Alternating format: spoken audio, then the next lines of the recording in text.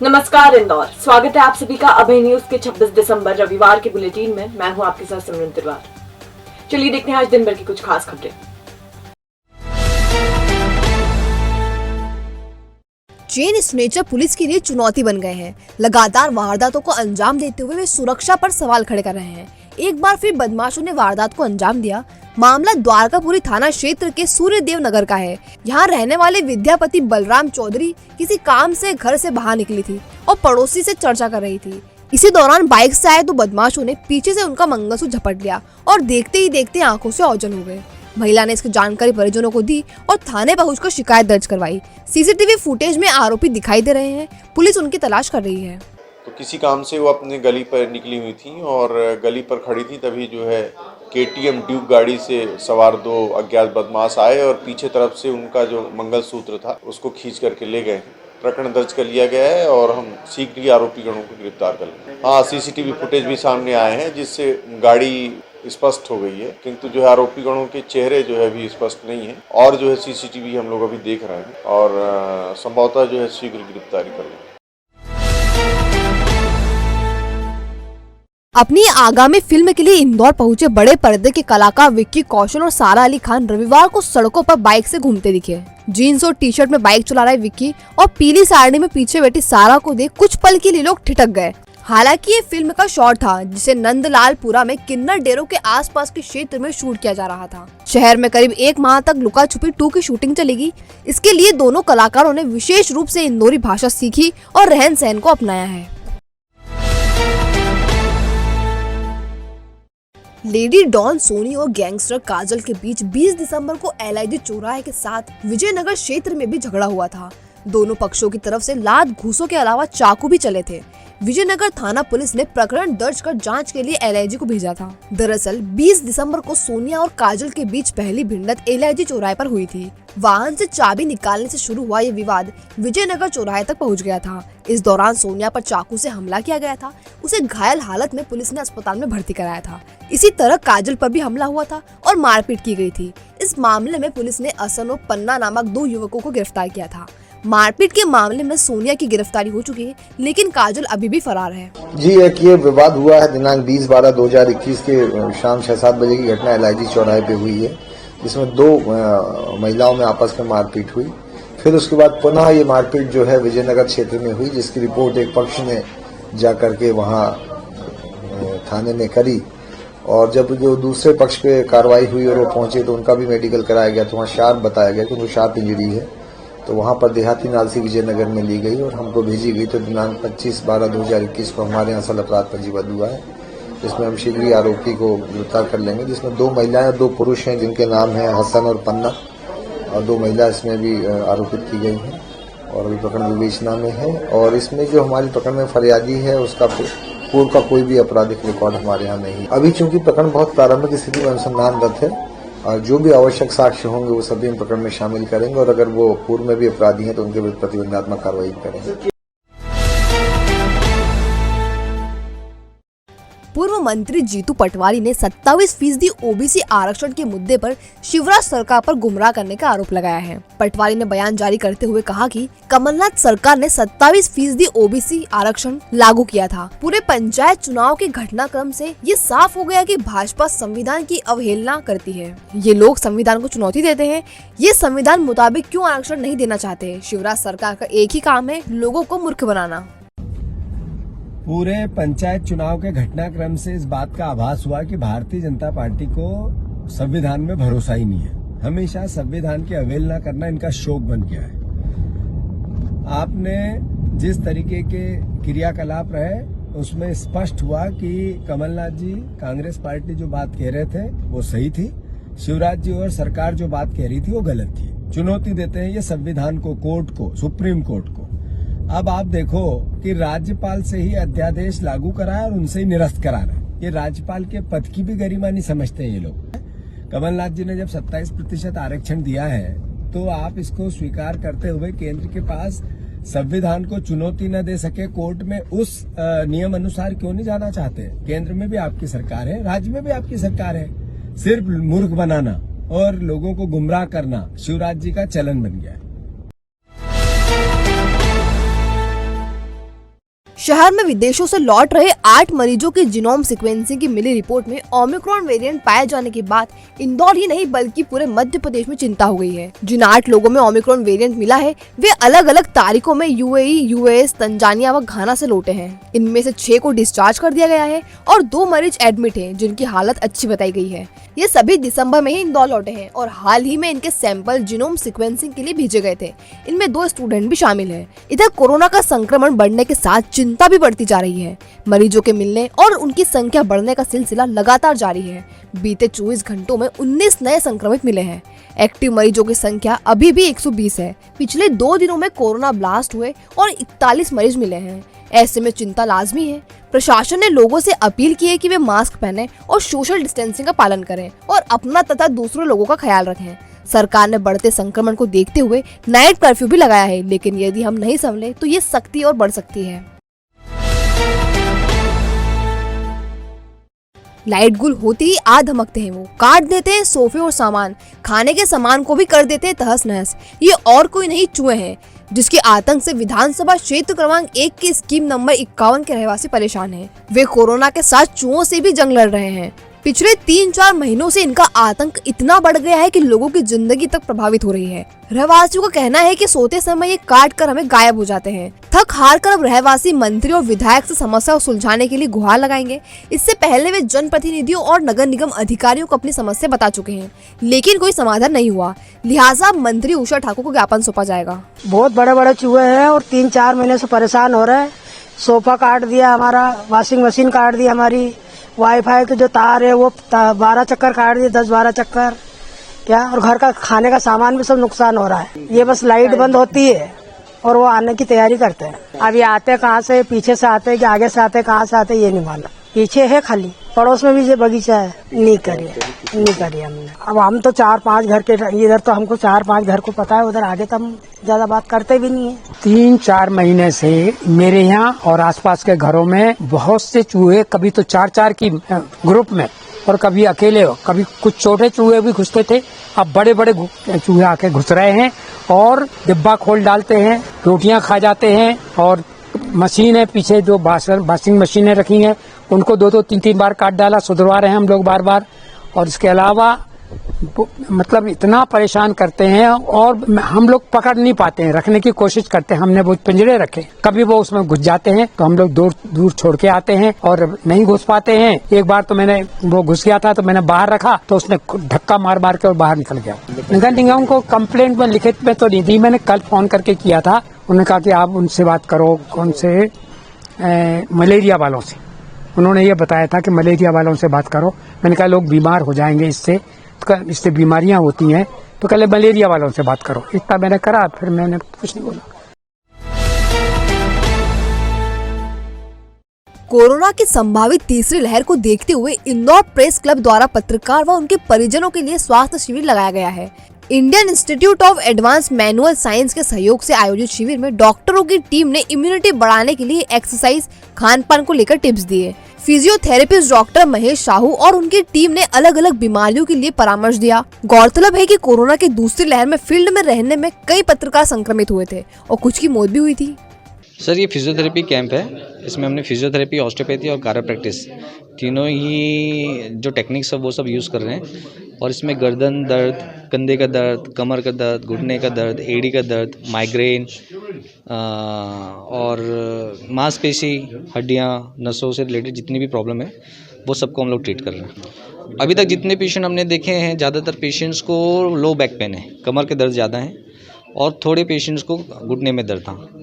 तो जैसे कि ये कैंप आज मीडिया कर्मी जो हमारे साथी उनके लिए ऑर्गेनाइज़ किया गया है। तो उनका काम भाग दौड़ भरा रहता है, उनको बहुत 2 व्हीलर पे बहुत ट्रैवल करना रहता है और काफ़ी देर तक खड़े रहना पड़ता है। तो सर नेचुरली क्या होता है कि मसल्स में इम्बैलेंस आ जाता है और कोई मसल्स ज़्यादा काम करती है, कोई मसल्स कम काम करती है। इस तरह के बॉडी में पोस्चरल मसल्स वगैरह रहते हैं तो वो थकी हुई रहती है, शॉर्टनिंग रहती है। तो वो किसी को बैक पेन है तो किसी को स्टिफनेस है। तो इस तरह की जो प्रॉब्लम है उसको हम लोग एड्रेस कर रहे हैं। प्रिकॉशंस तो कुछ नहीं सर, फिटनेस का मतलब यही है कि आप सारा काम करिए और विदाउट एनी इंजरी और विदाउट एनी कॉम्प्लिकेशंस और without any pain. International level के प्लेयर्स हैं, वो अगर कल उनको मैच खेलना है तो एक दिन पहले जाके वो अपना बॉडी अलाइनमेंट करवा। देखिए, पिछले 2 सालों से हम लगातार देख रहे हैं कि कोविड का एक प्रकोप जो है वो पूरे देश पे और पूरी दुनिया में छाया हुआ है और इंदौर भी प्रभावित है।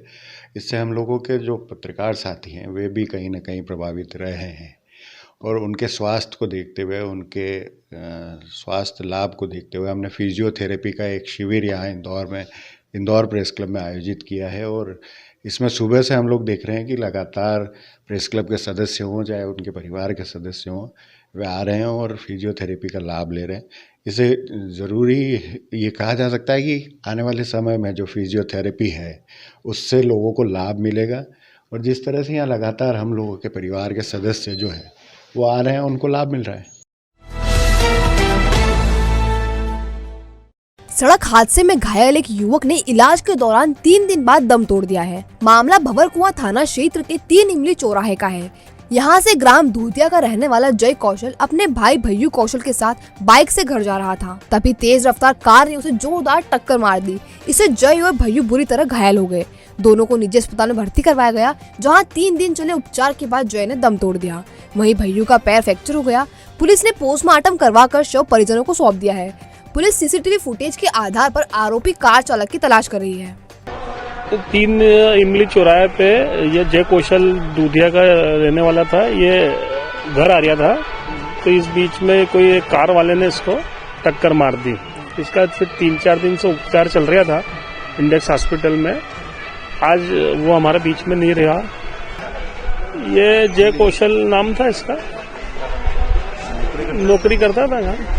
ये घटनाक्रम हमारे खुड़ेल थाना क्षेत्र, ये जो घटनाक्रम हुआ ये भंवरकुआं थाने क्षेत्र का है और इसका इलाज इंडेक्स मेडिकल कॉलेज में चल रहा था, जो कि खुड़ेल थाना क्षेत्र के अंतर्गत आता है। और कल इसकी इलाज के दौरान मौत हो गई। इसका नाम जय कौशल था और उसका पीएम कराने के लिए जिला अस्पताल लाया है।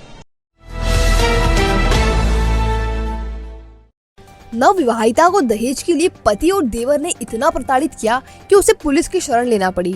महिला थाना पुलिस को पीड़िता ने बताया उसका 1 साल पहले महू निवासी अविनाश पांडे से विवाह हुआ था। विवाह के बाद पति अविनाश और देवर ब्रजमोहन पांडे उसे 15 लाख रुपए लाने के लिए प्रताड़ित कर रहे थे।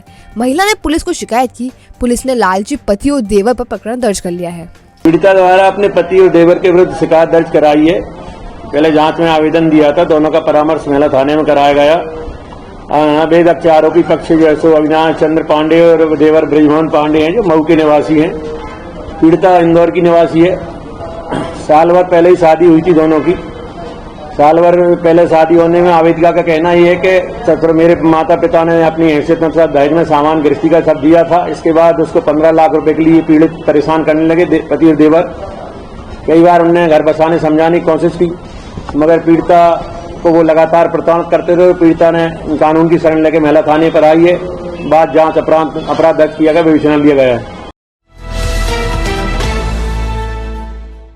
पंचायत चुनाव निरस्त होते ही कांग्रेस ने हमलावर रुख अपना लिया है। सोनकच्छ विधायक सज्जन सिंह वर्मा और पूर्व मंत्री पीसी शर्मा ने कहा कि भाजपा ने अपनी विफलताओं को छुपाने के लिए ओमिक्रॉन का सहारा लेकर चुनाव को टाल दिया है। असल में अभी बहुत सारे चुनाव हैं, ग्रामीण चुनाव हैं, पंचायतों के, जनपदों के, जिला पंचायत, इसके बाद नगरीय निकाय के चुनाव हैं। जिस तरह इंदौर में कार्यकर्ताओं को प्रशिक्षण शिविर हो रहा है, हर जिला मुख्यालय पे मध्य प्रदेश में कांग्रेस प्रशिक्षण शिविर लगा रही है। हमारा मध्य प्रदेश का प्रशिक्षण शिविर ओरछा में 7, 8, 9 तारीख को है। सारे विधायक, सारे आगामी जितने भी चुनाव हैं उनको जीतने का एक महासंकल्प है और हमें क्या रणनीति बनाना है उसके लिए कुछ पॉइंट दिए जाएंगे। जो हमारे प्रशिक्षक आ रहे हैं उन मुद्दों के ऊपर हमें बड़ी कस के तैयारी करना। कोई भी बिना रजिस्ट्रेशन के अंदर प्रवेश नहीं कर पाएगा, क्योंकि कई बातें ऐसी होती हैं जो रणनीति के हिसाब से बड़ी गुप्त रखी जाती हैं और वो उनके बाहर जाने पे मैं समझता हूँ कि हानि होती है। भारतीय जनता पार्टी कोई भी चुनाव टालने की कोशिश करी। आप देख लीजिए उत्तर प्रदेश का चुनाव भी टालने की कोशिश है। वहाँ दिन पे दिन बीजेपी का ग्राफ गिरता जा रहा है, योगी आदित्यनाथ का ग्राफ गिरता जा रहा है। तो अब इनने ओमिक्रॉन, कोरोना, ये सारी चीज़ें चालू कर दी हैं। तो मैं समझता हूँ कि उत्तर प्रदेश का चुनाव भी ये टालेंगे। तो हम कांग्रेस के लोग अच्छी स्थिति में हैं। हमने जनता के बीच में रह के विपक्ष की ईमानदार भूमिका निभाई है। किसानों के साथ, नौजवानों के साथ, अन्य वर्ग के साथ हम खड़े हुए हैं। देखिए, जन जागरण अभियान अखिल भारतीय कांग्रेस कमेटी का ये प्रोग्राम है और दिग्विजय सिंह जी इसके नेशनल प्रभारी हैं, मैं मध्य प्रदेश का। कल भी भोपाल में एक 300-400 लोगों को हमने ये दिया है। इसमें है महंगाई पहला मुद्दा, डीजल, पेट्रोल, रसोई गैस, खाने का तेल। तो ये घर घर जाके लोगों से knock the door and talk, लोगों को ये जागृत करना कि इतनी महंगाई हो गई है और ये कम हो सकती है, लेकिन सरकार इसको करना नहीं चाहती। तो ये चीज़ पदयात्रा के माध्यम से डोर टू डोर जाके ये लोगों को बताना, इसमें कैसे मूव किया जाए, ये दिन भर की ट्रेनिंग प्रोग्राम में ये बात बताई जाएगी लोगों को। ये सरकार पहले से ही नहीं चाह रही है, इसलिए इन्होंने अध्यादेश लेके आए थे और वो विधानसभा में लेके नहीं आए, तो ये चुनाव तो वैसे नलीफाई हो गया। दूसरा दिग्विजय सिंह, ये उनका बयान नहीं है, ये वीर सावरकर जी ने जो बात कही थी उसको बताया कि ये ठीक नहीं है। सावरकर का स्टेटमेंट किताब में लिखा हुआ है। कांग्रेस का प्रशिक्षण शिविर रविवार को आयोजित किया गया। इसमें सभी विधानसभा से 10-10 कार्यकर्ता शामिल हुए। इसमें उन्होंने बताया कि किस तरह जनता के बीच जाकर मुद्दे उठाएं। प्रशिक्षण लेने वाले पदाधिकारी ब्लॉक व मंडल स्तर पर जाकर कांग्रेस कार्यकर्ताओं को प्रशिक्षण देंगे। असल में अभी बहुत सारे चुनाव हैं, ग्रामीण चुनाव हैं, पंचायतों के, जनपदों के, जिला पंचायत के, इसके बाद नगरीय निकाय के चुनाव हैं। जिस तरह इंदौर में कार्यकर्ताओं को प्रशिक्षण शिविर हो रहा है, हर जिला मुख्यालय पे मध्य प्रदेश में कांग्रेस प्रशिक्षण शिविर लगा रही है। हमारा मध्य प्रदेश का प्रशिक्षण शिविर ओरछा में 7, 8, 9 तारीख को है। सारे विधायक, सारे Congress president, all India Congress committee के हमारे पदाधिकारी 7, 8, 9 जनवरी को ओरछा में हैं। तो ये एक तरह का आगाज है। आगामी जितने भी चुनाव हैं उनको जीतने का एक महासंकल्प है और हमें क्या रणनीति बनाना है उसके लिए कुछ पॉइंट दिए जाएंगे। जो हमारे प्रशिक्षक आ रहे हैं उन मुद्दों के ऊपर हमें बड़ी कस के तैयारी करना है। इसमें है महंगाई पहला मुद्दा, डीजल, पेट्रोल, रसोई गैस, खाने का तेल। तो ये घर घर जाके लोगों से knock the door and talk, लोगों को ये जागृत करना कि इतनी महंगाई हो गई है और ये कम हो सकती है, लेकिन सरकार इसको करना नहीं चाहती। तो ये चीज़ पदयात्रा के माध्यम से डोर टू डोर जाके ये लोगों को बताना, इसमें कैसे मूव किया जाए, ये दिन भर की ट्रेनिंग प्रोग्राम में ये बात बताई जाएगी लोगों को। महंगाई को लेकर किस प्रकार मुद्दों को लेकर हम जनता के बीच में जाएं और क्या वहाँ पर हमें बात करनी है, उसको लेकर हमने हर विधानसभा से 10-10 नाम मांगे थे। तो 8 विधानसभाओं से 80 नाम हमारे पास आए। उन 80 नामों के साथ जो शहर कांग्रेस के पदाधिकारी है उनका आज प्रशिक्षण यहाँ पर रखा गया है। इस प्रशिक्षण के बाद वो लोग अपने अपने वार्डों में जाएंगे, अपने ब्लॉक में जाएंगे, वहाँ पर भी प्रशिक्षण शिविर होंगे और उसके बाद वहाँ पर लोगों को बताया जाएगा कि किस प्रकार से हमने एक फॉर्म भी इसके लिए जारी किया है। उसमें क्वेश्चन आंसर का भी है, हाँ या ना का, वो पब्लिक से भराए जाएंगे कि महंगाई बढ़ी है कि नहीं बढ़ी है, बेरोजगारी बढ़ी है कि नहीं बढ़ी है, क्या क्या समस्याएं जनता को आ रही है, उसको लेकर आज यहाँ प्रशिक्षण देने के लिए हमारे पूर्व मंत्री पीसी शर्मा जी, उनके साथ जो आईआईसीसी से अधिकारी जो नियुक्त किए गए हैं वो लोग आ चुके हैं यहाँ पर इस परिसर में। वो आज हम सबको प्रशिक्षण यहाँ पर देंगे। सामान्य तौर पर जो कांग्रेस का प्रशिक्षण शिविर रहता है इसमें काफी बदलाव दिख रहा है, बकायदा रजिस्ट्रेशन किया जा रहा है, एक अनुशासन नजर आ रहा है। जी देखिए, इस बार पहले तय था कि जो नाम आएंगे उन लोगों के कार्ड्स बनाए जाएंगे, उनको एक किट दी जाएगी जो पूरा उसके अंदर उनका नाम नंबर वगैरह भर के हम लोग, एक कॉपी हमारे पास रहेगी, एक कॉपी भोपाल जाएगी। उसी तरह से आज पूरा ये कार्यक्रम आज किया जा रहा है और सभी लोग अनुशासित रूप से बैठे हैं और जो यहाँ पर आ चुका है वो चाय नाश्ता करने के बाद शाम को 5 बजे तक यहाँ पर बैठेगा। दोपहर में एक भोजन के लिए हम आधी घंटे का यहाँ पर लंच टाइम होगा, उसके बाद फिर वापस से सत्र लगातार 5 बजे तक चलेगा। बाहरी लोगों को अपेक्षित नहीं रखा गया है? नहीं, बिल्कुल। देखिए, क्या जो नाम आए थे, जो सिस्टम था, जो बनाया गया था, वही तय किया गया है। बाहरी आदमी इसमें नहीं आ सकता। तो ये सभी विधानसभा का वार्ड स्तर पे भी प्रशिक्षण? जी बिल्कुल। ये यहाँ से सीखने के बाद सभी लोग अपने अपने ब्लॉक पे, अपने अपने मंडलम स्तर पर जाकर सभी जनता के बीच में जाएंगे और वहाँ पर भी जो हमारे कार्यकर्ताओं को प्रशिक्षित किया जाएगा।